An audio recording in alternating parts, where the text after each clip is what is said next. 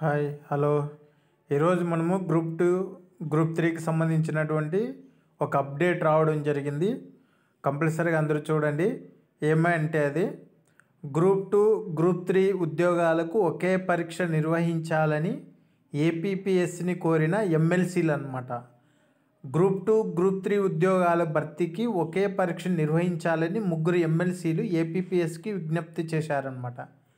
ఏమనంటే గ్రూప్ 2కి కానీ గ్రూప్ 3కి కానీ ఒకే ఎగ్జామ్ పెట్టండి, 2-3 ఎగ్జామ్లు వద్దని చెప్పేసి వాళ్ళు ఎమ్మెల్సీలు ఏపీపీఎస్సీని కోరడం జరిగింది.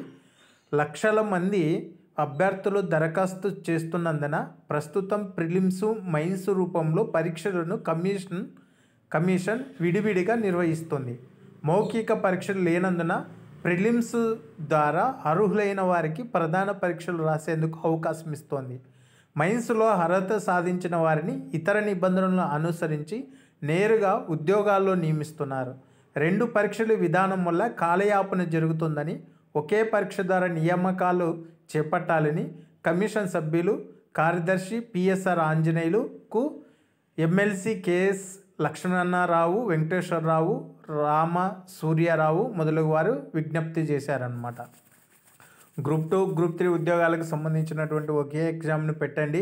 ప్రిలిమ్స్ మెయిన్స్ పెట్టడం వల్ల కాలయాపన అవుతుంది, చాలా ఇబ్బందిగా ఉంటుంది అని చెప్పేసి గ్రూప్ 2 గ్రూప్ 3కి ఒకే ఎగ్జామ్ పెట్టాలని చెప్పి ఏపీపీఎస్సీని ఎమ్మెల్సీలు కోరడం జరిగిందనమాట.